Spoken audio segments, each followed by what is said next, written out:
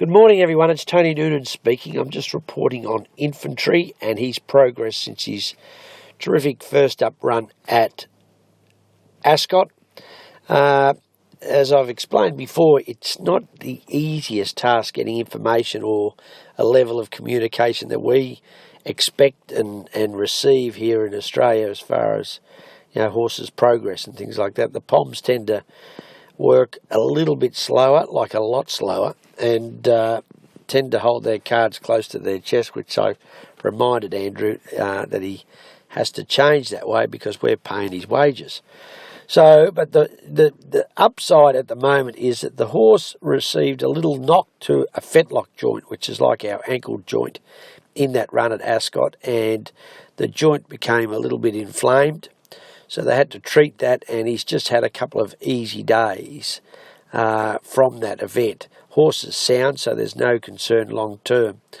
On discussion, Andrew was of the opinion that we may look at running the horse at Epsom on Derby Day there.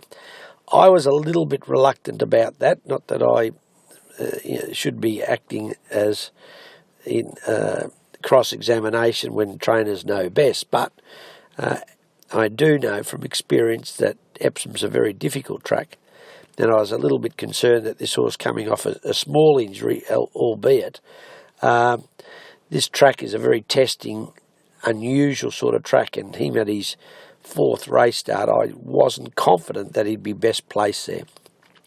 So I asked him to go back to the drawing board. He was of the opinion that he'd like to give him another run before Ascot, which is 4 weeks away next week. So he was going to get back to me as far as what alternative we had as in reference to Epsom. I haven't heard back from him. I'll chase him up tonight. I've spoken to Dick about this, and I'll chase him up tonight and see if we can tie him down to what alternative we have beforehand. I did say to Andrew that I was happy for him to go to Ascot without a run, and that we were in no rush. The horse is a long-term project for us.